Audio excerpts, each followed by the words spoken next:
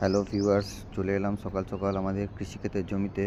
এটা আমাদের মেন পুকুর, যেটা থেকে জল সেচ দেওয়া হয় আমাদের এই পুকুরে। আর এটা হচ্ছে হাইব্রিড ফুলকপি, যেগুলো অনেক বড় বড় হয়, কিন্তু দাম সেরকম থাকে না এই সময়টায়। ওই 5 টাকা 6 টাকা করেই যায়। এখান থেকে কিছু ফুলকপি আজকে তুলে বাজারে পাঠানো হয়েছে, যেটা তোমাদেরকে দেখাই। আর এর সাথে সাথে আমাদের আছে পালং শাক।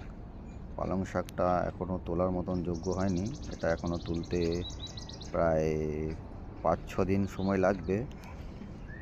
এই পালং শাকগুলো এটাতে জল দিতে হবে, জল দিলেই এটা বড় হয়ে যাবে, 3-4 দিনের মধ্যে তোলার উপযুক্ত হয়ে যাবে।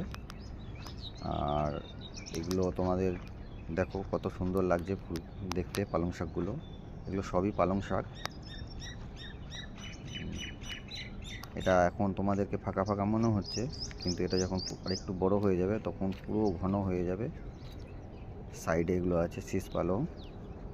দেখো কত সুন্দর লাগছে পালং শাকগুলো দেখতে। ওকে ভাই, হ্যালো ভিউয়ার্স, প্লিজ শেয়ার করে দিও, এমন লাইক করে আমাদের সাথে থাকবেন। ধন্যবাদ। সবার দিন ভালো যাক। শুভ সকাল।